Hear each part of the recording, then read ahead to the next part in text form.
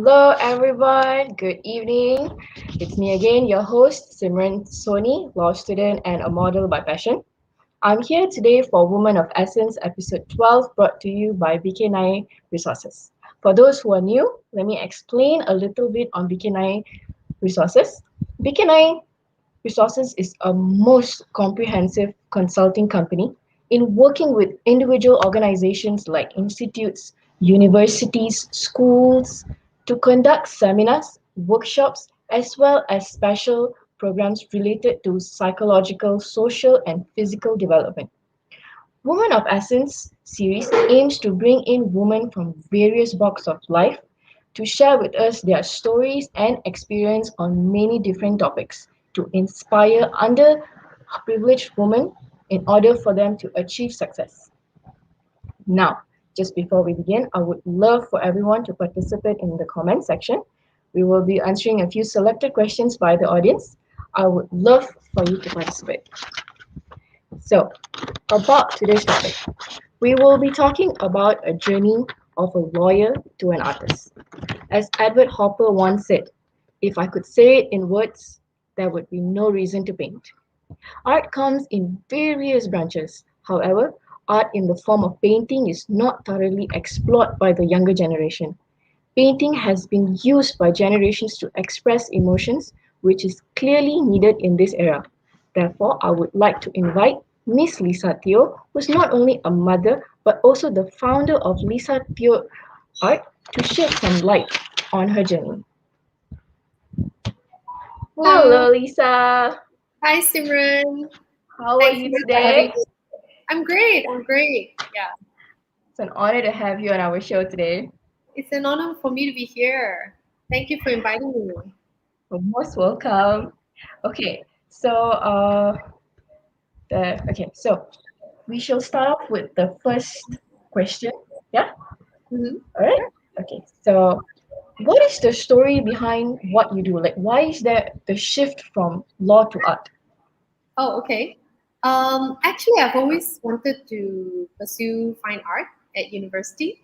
Yeah, but, my parents didn't really encourage it. They encouraged me to choose like a profession. So I ended up doing a double degree, um, Bachelor's of Law and Commerce from University of Melbourne. Yeah, so upon graduation, I practiced as a lawyer under our former Attorney General, Mr. Tommy Thomas, and a few other senior lawyers before I stopped as a lawyer. Yeah, because I felt that it wasn't really my calling. So I explored other industries like conference producing. I also opened and managed a restaurant, yeah, for 2 years. And then subsequently, I got married and had children. So I decided to stop work to focus on bringing up my children. Yeah. So when they started going to school, I had more free time on my hands. So I thought, hey, this would be a good time to pursue my art again. So I started learning from different specialist teachers like watercolor, oil, acrylic, and I participated in some exhibitions with some artists. And my first exhibition, I managed to sell two of my paintings. So I was like, wow, okay. Wow. Yeah, so that was really encouraging. I thought, hey, maybe I can do this part time. Yeah, so that's what I did. I continued painting and exhibiting and selling, besides teaching my kids. Yeah, and I only became a full time artist last year in January and opened my own studio. Um, when my children have become more, now they're teenagers, so they're more independent. So I thought, hey, now would be a good time to do it full time. So now I'm a full time artist. Yeah. That's great. So from law to restaurant, now to art. That's amazing Yes. what you do. That's like a whole journey altogether. Yeah. Okay, so in your opinion, what is art? Okay. Um, for me, actually, art it's like a visual creation. Yeah, on Mhm. canvas. Yeah, it expresses my feelings, my imagination, and also perhaps some message that I want to impart. Yeah, to be appreciated, for its aesthetic as well as its meaning. Yeah, but what I really love about art is that there's no right or wrong. Yeah, each art has no one definitive answer. Yeah, what the viewers interpret from the art could differ from what the artist actually intended when it was painted. But that's okay. To me, I feel that's okay. Yeah, because the feedback, sometimes I get feedback from viewers that about myself or about my art that I didn't even think of, and that really informs me when I produce a new art. So I really find that really fascinating. For example, when I posted this charcoal artwork on LinkedIn, I think Okay. it was last month. Yeah, I got like 50 different, I think more than 50 different interpretations. So that was really interesting, exciting because it's nice to see, you know, uh, other other perspective, other viewpoints, and yeah, so I find that really interesting.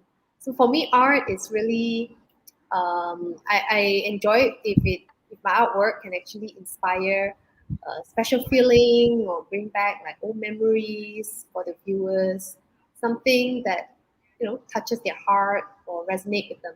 That's art to me. That's very nice. That is so nice. Like, okay, so like you said, like there's a lot of like different Mm. perspective towards your art, right? So like, is it can you explain like some of the perspective like of Uh, like your charcoal art like that? you mean different art techniques? No, your views. Like you said that you posted a picture of your artwork, right? And then you said like there's about 50 different views of that artwork. Yeah, because it was kind of like a abstract, sketch that Okay. doesn't really have a specific subject matter. So it was Okay. very open to a wide interpretation. So some I people see. see like animals, like dragons, wolf, phoenix, fire. But some people, it's a wide range. Some people see a tent. Yeah, some Oh, animal hiding in a tent, safe inside, while outside it's like chaos. So it's really interesting, different interpretations. Yeah. wow. That's amazing. That's really, really amazing. Okay, so who is the like your idol when it comes to art? Ah, okay. For me, my favorite artist is actually Paul Cézanne. He's actually a French post-impressionist artist Uh-huh. from who lived like in the late 1800s. Yeah, Mhm. I really like him. His personal story actually resonates with me because he studied law as well. Yeah, but he went against his father's wishes and decided to pursue art instead. Yeah, so for a while they were not on talking terms, but later on they yeah, sort of reconciled again. Yeah, and the father is actually really wealthy. He's actually a banker, so he actually left him with a large inheritance, and that allowed Suzanne to actually explore his art without any financial worries. Yeah, so I like that aspect because I feel that his art is very pure because he doesn't actually have to be practical and think about painting something that would actually sell. Yeah, so Mhm. his slowly intense study of his subject matters.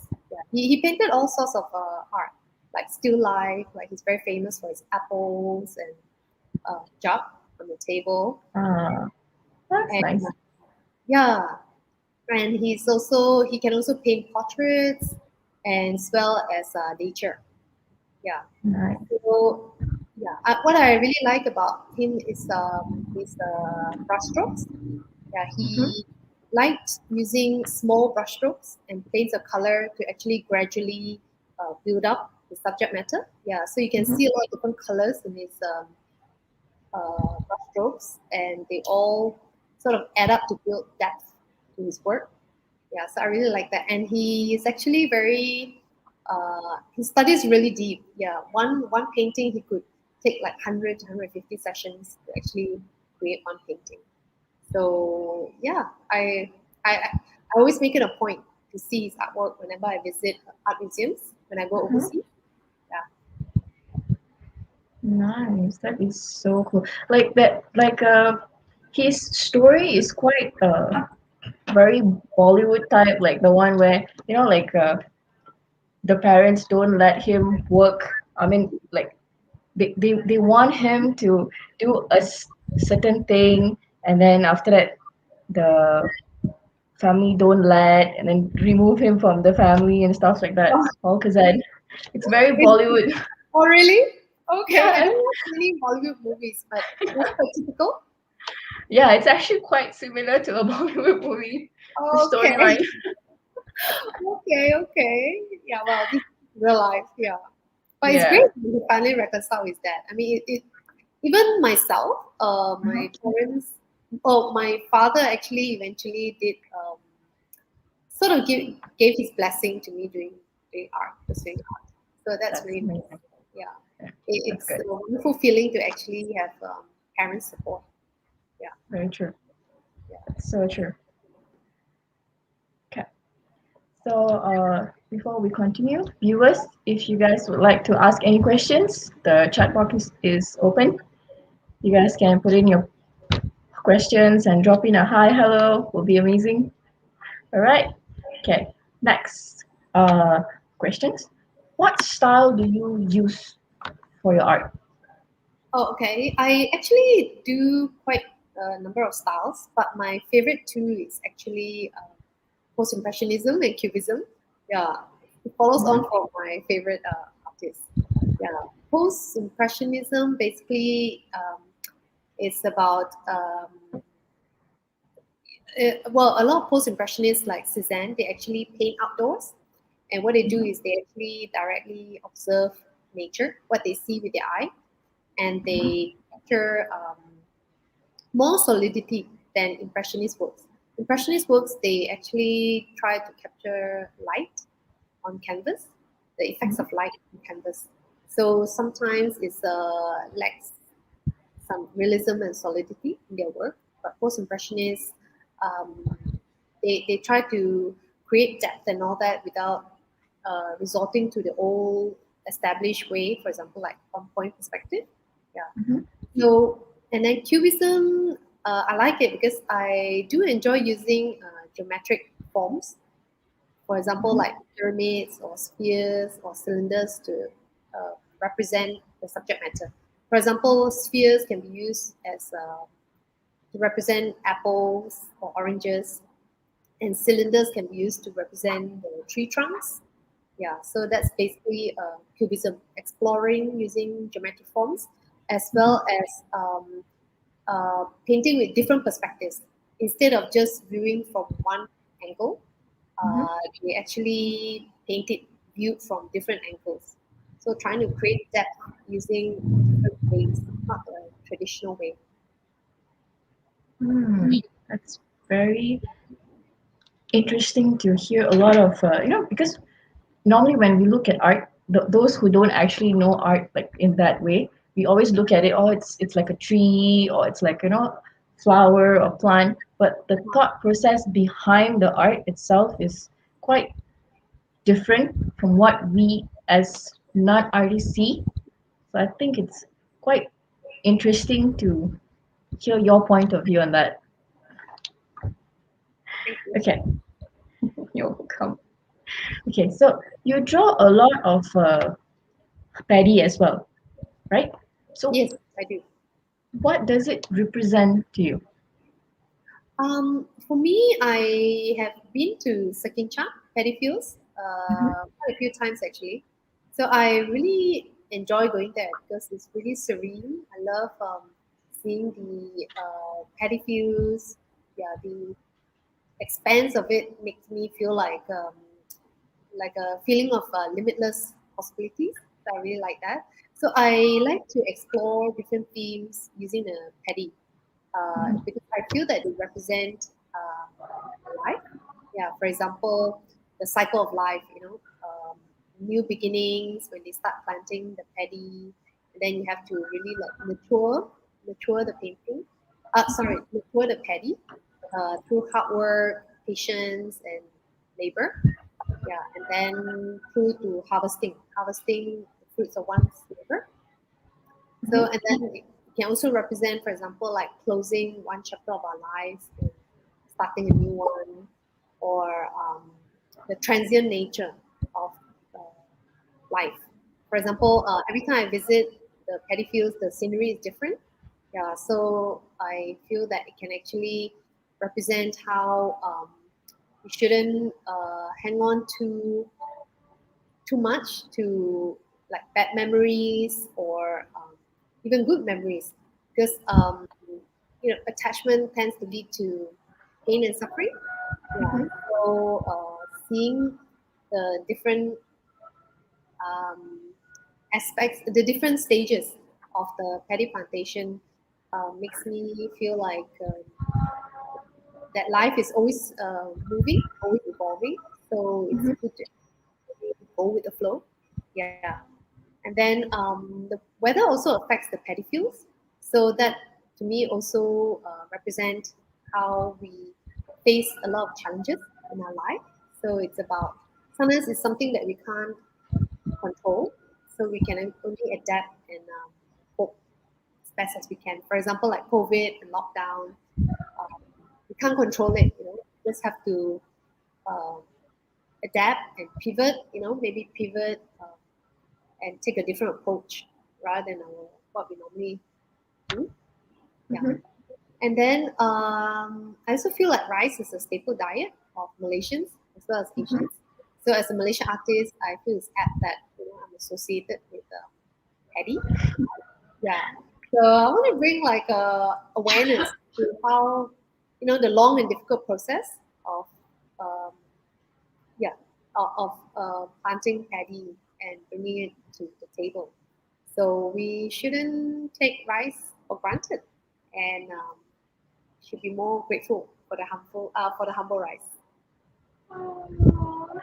That's amazing. Like one drawing about paddy field, and you bring in so much, not like knowledge to it. You bring so much of it's amazing what you do, because when I look at paddy field, I just look at it as like something green that's growing on the grass. I don't think about the circle of life. I don't think, and also yes, of course, rice. That's the only thing I think about when I look at paddy field. Have And you I been? don't. Have you I been to? have. I have. I have. I have. Okay. It's actually it's beautiful there. But when you look at it, you look like wow, the view is nice, the patty is looks amazing, and then there's also the thought process of how the rice is made. But I've never actually thought about how patty field is a process of life in itself. So Okay. that's amazing views, Miss Lisa. Amazing. Yeah. Okay, so for those who don't know, the art beside us right now is actually Miss Lisa's work herself, and she's done a phenomenal job at it. Thank you. Thank you. Welcome. Okay, so what is your most favorite piece of art that you have done? I don't actually have one particular favorite. For me, Mhm. it's more like my attachment to particular paintings depending on how I felt when I was painting it. Yeah, sometimes I feel as if like um, something has taken over me, and I'm just something greater than myself has taken over my paintbrush, and I'm just like a vehicle for its creation. Yeah, for it to express itself. So I call that like going with the flow, creative flow of the universe. Yeah, that feeling is really great when I experience that, because it feels so natural, as if 100% of what I paint is actually the way it should be. Yeah. And then other artwork that I like creating is commission work. I actually do commission work. Basically, it's customized paintings, what the client wants. So I've Mhm. assisted clients to create paintings that um, express certain feelings that they want. For example, like inner peace or joy, or they want a burst of energy. Um, yeah. So these special to me. Yeah, because I think it's really great to be able to have a positive impact on clients. Yeah, sometimes I inject like auspicious meanings, like feng shui, to their Mhm. paintings to represent good things for the family. So they are appreciative of that. So yeah, it's nice. Yeah. So this is one of her works that she has done. What is the story behind this art piece of yours? Oh, okay. This one is actually for a client of mine. She wanted a picture of her in-laws. Yeah, so this is actually her in-laws. Um, I actually converted it from a black and white photo. They gave me a picture of a black and white photo, and they wanted me to add color to it. Yeah, so we actually went to a fabric shop in Brickfields to Mm-hmm. ask the shopkeeper. We showed the black and white photo to the shopkeeper, and we asked her to give her best guess what colors they would be wearing. This was actually an occasion where they went to a family friend's wedding. Yeah, so we actually asked the shopkeeper what colors she felt they could be wearing. So this was the suggested colors, which I think it looks really nice. Yeah, so basically I converted the white and black and white photo into colored portrait. This is the all portrait for them. Yeah, this is actually to commemorate the parents because the father-in-law passed away some time ago and the mother-in-law earlier this year. Yeah, so I'm very touched to hear that this painting is in their home now, and every night they actually um, look at it and they feel the love and respect for the parents and the in-laws. Yeah, and yeah, it gives them a feeling of peace and love. So I'm very touched that they engaged me to create this painting for them. That's really, it's very nice to see something like this because when we look at art like this, we don't actually think about the thought process behind it or the hard work that needs to be done, right? So, it's really nice to hear about what has to be done in order to achieve something this amazing. Thanks. Right? Yeah, it's really good. It looks so real. Thank Looks really, you. really Thank real. Yeah. You can always paint mine too. you. Sure. Okay, so as an artist, what is like your biggest challenge that you have faced as an artist, and how did you get over it? Okay. So for me, the biggest challenge is actually mental block, artist mental block. Yeah, I think not just me, but for example, like musicians or other artists or writers, sometimes we there are certain moments where we actually run out of ideas or inspiration. Yeah, because unlike regular jobs like 9 to 5 jobs where you know your job scope very well, you know your responsibilities and you carry them out well. Yeah, but for artists, we create works. So sometimes we are just out of inspiration. Yeah, like a lull period. Yeah, so I used to get really stressed and frustrated when this happens because it's not a nice feeling.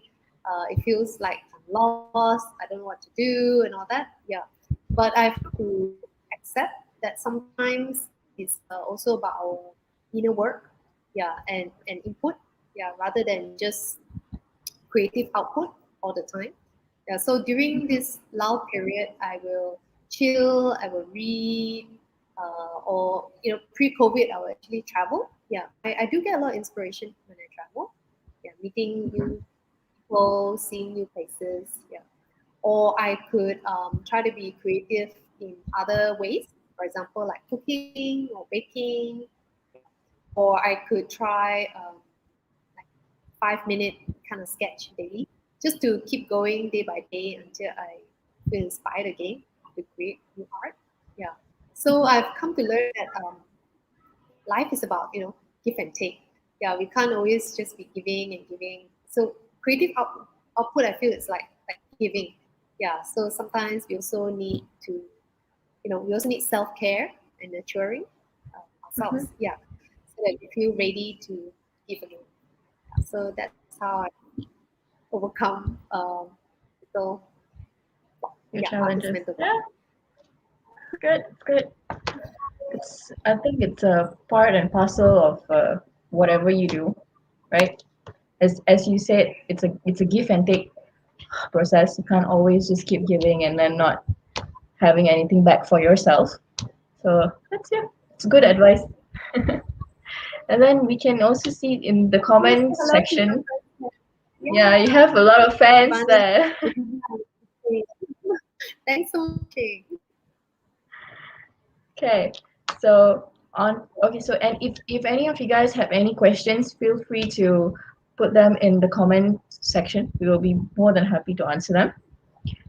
And continuing to our next question, right? So Mhm. you have so what are your future plans on what you do? Um, I actually have an exhibition coming up, yeah, in Mm-hmm. Singapore. Yeah, so I'm in the midst of finalizing them, and I will be sending them down to Singapore because now with COVID, I'm unable to. Unfortunately, I'm not able to travel down to Singapore for the launch. But what I'm going to do is I'm actually going to courier my works there, so there'll actually be a physical exhibition as well as a online as well. Yeah, and so that's quite exciting. It's going to be a new series on pedophiles. Yeah, my last series was actually in 2017, so this is going to be a new, yeah, new paintings, different feel to it. So I'm also what was gonna your Mhm. Sorry. 2017 series about? It's also pedophiles. So that Okay. was my first series. So the look and feel is actually different from my latest one. My latest one actually chronicles my journey for the past 2 years. Yeah, the changes in my life and all that for the past 2 years. Yeah. So I use the pedophiles to represent what I've learned and the process that I went through to um, understand myself better, like a self reflection. And yeah, I actually discovered my life purpose past 2 years. So this petty series reflect that. That's amazing. Any other future plans on your artwork as well? I will continue to try and get more exposure Mm-hmm. and approach other galleries and perhaps also my art on online art platforms. Yeah. Mm-hmm. And if I ever have a chance, I would also like to study new skills. For example, I've always been fascinated with woodblock printing, inspired Mm-hmm. by the famous Japanese artists.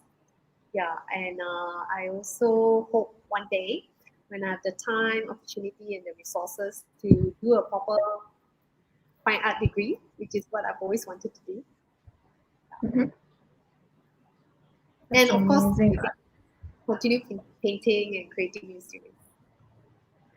Amazing. That's amazing. Wish you all the best for your future exhibition as well as your studies in art as well as your artwork. It's amazing what you do. Truly Thank you so much. fabulous artwork that you do. Thank you. Welcome. Okay, so before we end, is there any advice that you would like to give to your viewers out there? Been to All the um, upcoming artists. other Sorry. artists. Oh, Yeah. okay. Right. Yeah. Um, well, first of all, I like to say it's actually not easy being an artist.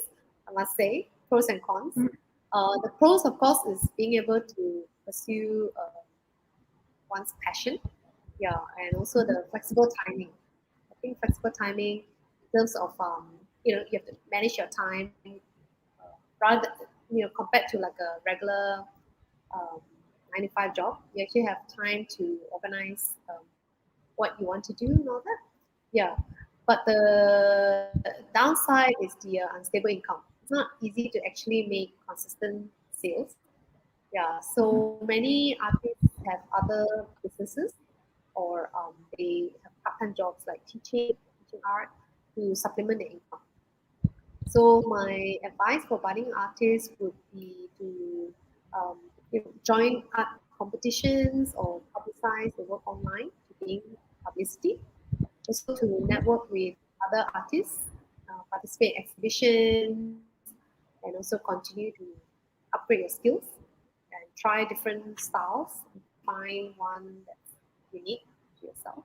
Yeah, and a lot of people think that art is just about painting, but actually art is a business by itself. So like any entrepreneur, you have to manage every aspect. Yeah, not only painting, the networking, the marketing, handling the finance, the accounts, handling social media. Yeah, it's the whole works actually. Yeah.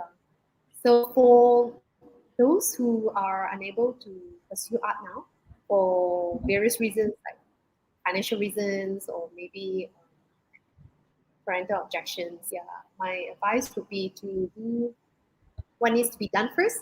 Yeah, um, pursue the degree that that you're pursuing, but to keep your dreams alive, to keep painting, and you can always do it on the side, like try to sell your work online, to test the market to see um, the response to the artwork that you create. Yeah, and yeah, so basically building your foundation while waiting for the right opportunity to present itself to pursue art full time. Yeah. That's good. That's good. For those who don't know, Miss Lisa actually have a few classes as well. She teaches art as well. Am I right, Miss Lisa? Lisa, are you there? Hello, Yeah. Miss Lisa. Yeah. Sorry. Okay, hi. It's okay. Are you You there? froze for a while. Yeah, I'm here. You froze for a while. Sorry. Lost you. It's Oh, okay. okay. So yeah, as Yeah. I was saying that Yeah. I Miss, actually have a. yeah, you have your own classes. Yes, I do. I actually teach physical classes in my studio in Bangsa. Yeah, but I don't have online classes now. So I hope that the lockdown will be over soon and I'll be able to continue my art classes. Yeah. Amazing. So there you have it, guys. Uh, no questions, I see. But that's a very informative session with Miss Lisa today. And I would like to thank Miss Lisa for joining us. She looks amazing, and her artwork is amazing as well. Thanks so And much for I having wish you me. my pleasure, it was my pleasure. And I wish you all the best for your future artworks and your exhibition in Singapore. I pray that it is a blast. Thank you. Thank Okay, you. you're most welcome. Okay, with that, I would like to end today's episode. Thank you everyone for joining and for participating in the comments section. See you guys in the next episode. Adios, amigos. Bye bye. Bye. Thank you.